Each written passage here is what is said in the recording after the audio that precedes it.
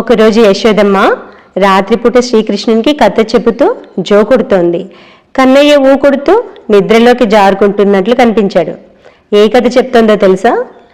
అనగనగా కోసల రాజ్యాన్ని పరిపాలించిన దశరథ మహారాజుకి రామ, లక్ష్మణ, భరత, శత్రుఘ్నులనే 4 రత్నాల్లాంటి కొడుకులుండేవారు.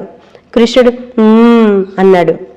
రాముడికి సకల సద్గుణవతి అయిన సీత అనే భార్య ఉండేది.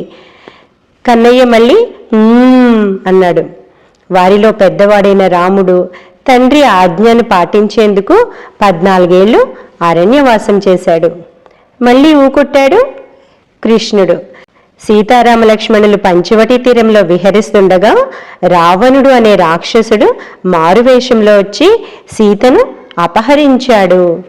ఇంతసేపు ఊకొట్టిన కన్నయ్య ఇక్కడ ఊకొట్టలేదు. మరి ఏం చేశాడు? ఉలిక్కిపడి ఒక్కసారిగా లేచి కూర్చున్నాడు. అప్పటి వరకు నిద్రలోకి జారుకున్నట్లు కనిపించాడు. కానీ అప్పుడు ఆ చిన్నారి కళ్ళల్లో ఒక్కసారిగా కోపం, పౌరుషం కనిపించాయట. తనను తాను శ్రీరాముడిగా భావించుకున్నాడు. పక్కనే ఉన్న అన్నయ్య బలరాముణ్ణి లక్ష్మణుడిగా తలిచాడు. ఎంతో ఆవేశంగా, ఆత్రంగా, లక్ష్మణ, నా ధనస్సు ఎక్కడ? నా ధనస్సు తీసుకురా అన్నాడట. ఇది లీలాశుకుడు రాసిన శ్రీకృష్ణ కరుణామృతంలోని ఒక శ్లోకం. రామో నామ బభూవహుం తదబలా సీతీతిహుం తౌ పితుర్వాచ పంచవటీ తటే విహరత తామాహరత్ రావణ నిద్రార్థం జననీ కథామితి హరే హుంకారత శృణ్వత సౌమిత్రే క్వ ధను ధను ధనురితి వ్యగ్రాగిర పాంతువః. అటువంటి శ్రీకృష్ణుడు మన్ను రక్షించుగా. కానీ ఇక్కడ లీలాశుకుడు అంటున్నాడు, యశోదమ్మ కథ చెబుతుంటే అది వింటున్న కృష్ణుడు కేవలం ఒక కథగా వినలేదది. ఆ కథలోని పాత్రల్లో లీనమైపోయాడు. తన నిజ స్వరూపాన్ని గుర్తు చేసుకొని ఆవేశపడ్డాడు. ఇది శ్రీకృష్ణుని లీలల్లో ఒక మధురమైన సన్నివేశం. అంతేకాక మనకు ఒక గొప్ప సందేశాన్ని ఇస్తుంది. ఏంటది? మన పూర్వకాలంలో అమ్మలు, అమ్మమ్మలు, తాతయ్యలు ఏం చేసేవారు? తమ పిల్లల్ని నిద్రపుచ్చుతూ కథలు చెప్తుండేవారు. మనందరికీ తెలుసు. వీటి ద్వారా సంస్కారాలు, విలువలు నేర్పించేవారు. కానీ ఈ సంప్రదాయం క్రమేణా కనుమరుగవుతోంది. ఇవేవో పిల్లలకి అన్నం తినిపించడానికి, నిద్రపుచ్చడానికి చెప్పే పొల్లు కథలు, పొల్లు కబుర్లు కావు. వీటి ద్వారా చాలా ఉపయోగాలు ఉన్నాయి, మనందరికీ తెలిసిందే. ఈ విధంగా కథలు చెప్తుండడం వల్ల ఏమవుతుంది? తల్లిదండ్రులు పిల్లలతో కూర్చుని కథలు చెప్తూ ఉంటే వారి మధ్య అనుబంధం మరింత బలపడుతుంది. ఈ కాలంలో తల్లిదండ్రులతో కాకుండా టీవీ, మొబైల్స్తో పిల్లలకి ఎక్కువ అనుబంధం ఏర్పడుతోంది. ఈ రామాయణం, మహాభారతం, పంచతంత్రం వంటి కథలు పెద్దలు చెప్పడం ద్వారా చిన్నారులు వినడం ద్వారా ఏమవుతుంది? కథల్లోని పాత్రల ద్వారా ఆ మంచి చెడుల మధ్య తేడాను వారు తొందరగా తెలుసుకుంటారు. ఇవేవి వినకపోవడం వల్ల మన పిల్లలు మన మూలాలనే కోల్పోతున్నారు. పిల్లలు కథలు వినడం ద్వారా ఏమవుతుంది? తమ ఊహల్లో కొత్త కొత్త ప్రపంచాలని సృష్టించుకుంటారు. ఆ కథల్లోని పాత్రలని, సన్నివేశాలని వాళ్ళ మనసులో చిత్రీకరించుకుంటారు. వారి ఊహాశక్తి, సృజనాత్మకత పెరుగుతుంది. ఈనాడు మన పిల్లలు ఈ ఊహాశక్తికి దూరం అవుతున్నారు.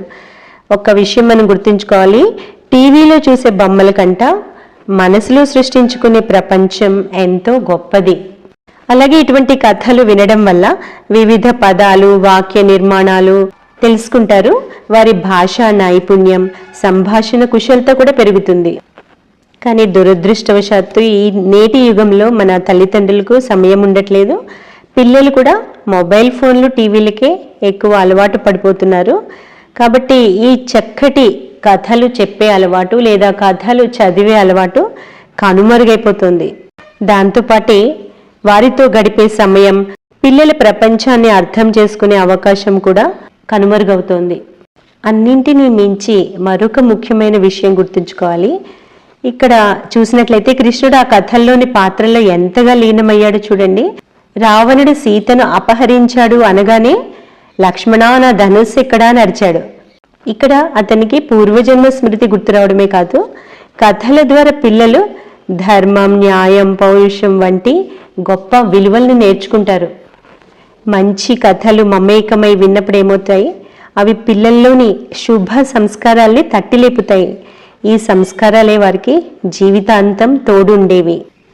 ఈ కాలంలో టీవీలో వచ్చే సీరియల్స్ ఎలా ఉన్నాయి? చాలా మటుకు కల్పిత కథలు, కల్పిత ప్రపంచాన్ని చూపిస్తున్నాయి.